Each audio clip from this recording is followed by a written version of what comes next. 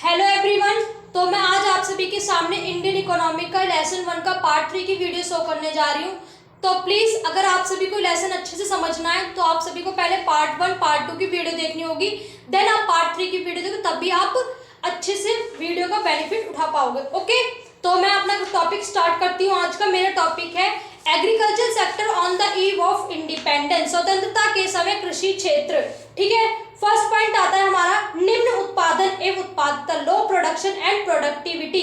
ठीक है, उत्पादन से अभिप्राय होता है हमारा कुल पैदावार, आउटपुट। ओके, और बल्कि उत्पादकता से मतलब क्या होता है प्रति हेक्टर भूमि के उत्पादन से। पर on the eve of independence दोनों ही बहुत कम थे। सेकंड पॉइंट आता है हमारा हाई डिग्री ऑफ अनसर्टेनिटी, अनिश्चितता की अधिक मात्रा।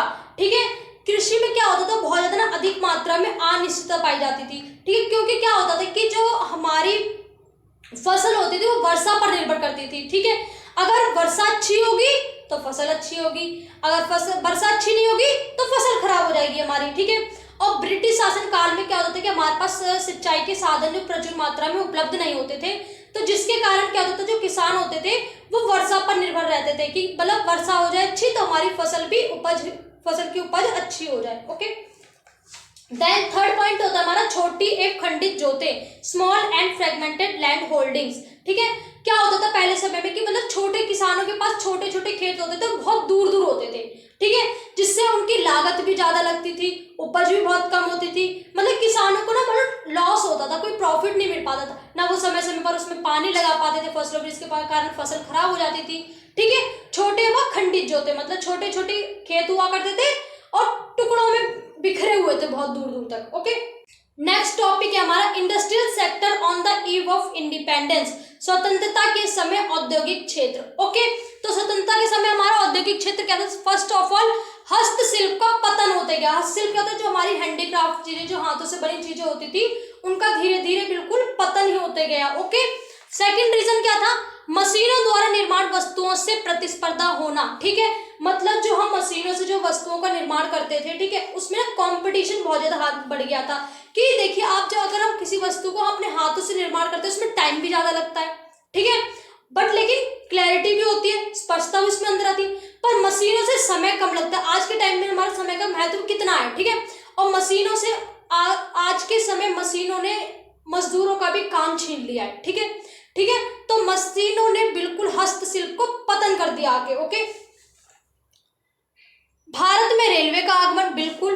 अब देखिए थर्ड रीजन क्या था कि भारत में रेलवे प्रणाली आरंभ होने के कारण निम्न लागत वाली ब्रिटिश वस्तुओं के बाजार का आकार बढ़ने लगा उच्च लागत वाली में। बिल्कुल, जो हमारे भारत में ना रेलवे का आगमन हो गया, मतलब कि वो वस्तुओं का आदान प्रदान करने में आसानी होने लगी। ठीक है, जिससे मांग का नया स्वरूप। ठीक है, मांग का नया स्वरूप में क्या हुआ था कि ब्रिटिश संस्कृति, आपने देखा होगा पहले जो हमारी पाश्चात्य संस्कृति थी धीरे धीरे वो पिछड़ते जा रही है, अब हम मॉडर्न कंट्री की तरफ ज्यादा बढ़ते जा रहे हैं। ठीक है, हम नए नए ये हमारी ये जो मैकडी का पिज्जा, बर्गर और ये सब क्या नाम, ये सारी चीजें क्या आ रही है, हम उनकी संस्कृति को अपनाते जा रहे हैं। ठीक है ना, तो जिससे अब देखिए हमारे बाजारों में आपने देखा होगा ज्यादातर इंडिया में भी आज भी चाइना की जो मेड इन चाइना की जो वस्तु होती है वो ज्यादा, क्योंकि वो सस्ती होती है। ठीक है, हर आदमी मतलब उसको आसानी से खरीद सकता है। ठीक है, अपनी नीड्स को फुलफिल कर सकता है, इसलिए वो बाजारों में ज्यादा मात्रा में डिमांड होती है, उनकी मांग की जाती है। ओके,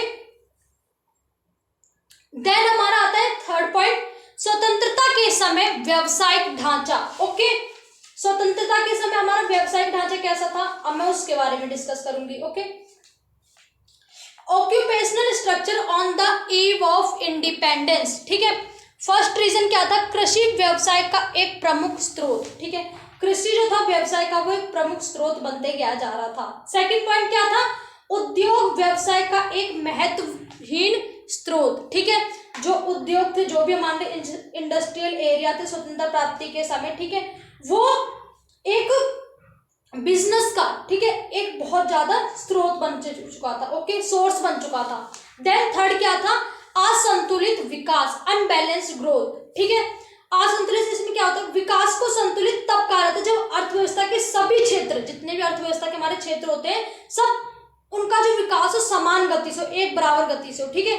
जो हमारे द्वितीय क्षेत्र है, प्राइमरी सेकेंडरी टेरिटरी, ठीक है, 3 सेक्टर है, ठीक है। तीनों सेक्टर का जब विकास बराबर होगा तभी हमारा जो ग्रोथ होगा वो एक संतुलन में होता है, ठीक है। अब जब किसी क्षेत्र का विकास इक्वल नहीं है तो वो असंतुलित विकास कहलाएगा, अनबैलेंस ग्रोथ कहलाएगा।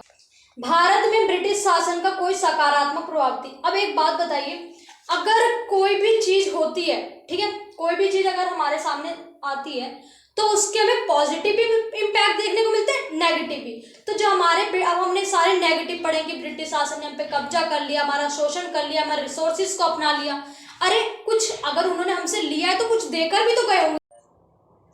अब हम पढ़ेंगे भारत में ब्रिटिश शासन जब आया था तो उसके क्या पॉजिटिव इम्पैक्ट पड़े थे हम पे। ओके, फर्स्ट है हमारा पॉइंट, कृषकों का व्यापारिक दृष्टिकोण, commercial outlook of the farmers. इसमें क्या हुआ था, जो किसान लोग थे उन्होंने अपनी जो भी खेती, जो भी उपज होती थी, जो भी बाजार में, तो उन्होंने एक व्यापार करना शुरू कर दिया बाजारों में, मतलब उसके जो दाम होते थे उन रेट पे मतलब अपनी फसल को बेचना शुरू कर दिया, उत्पादन कृषि को। ओके, सेकंड होता है रोजगार के नए अवसर, न्यू अपॉर्चुनिटीज ऑफ एम्प्लॉयमेंट, ठीक है, नए नए रोजगार के अवसर मिलने लगा। बिल्कुल जब रेलवे का आगमन हो चुका, देश में सड़कों बनानी है, अपनी इकोनॉमी को सही करना है, तो कहीं ना कहीं लेबर की जरूरत पड़ेगी, ठीक है, लेबर की जरूरत पड़ेगी तो उनको क्या मिलेगा, रोजगार मिलेगा, जिससे क्या होगा, सभी को अपने अपने नए अवसर मिलेंगे और अपनी जीविका का उपार्जन कर पाएंगे।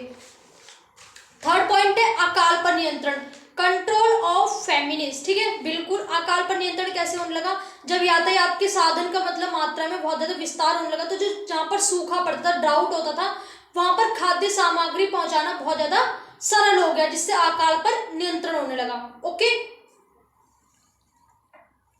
Thank you so much students for supporting me, and please like comment share करना मत भूलिए।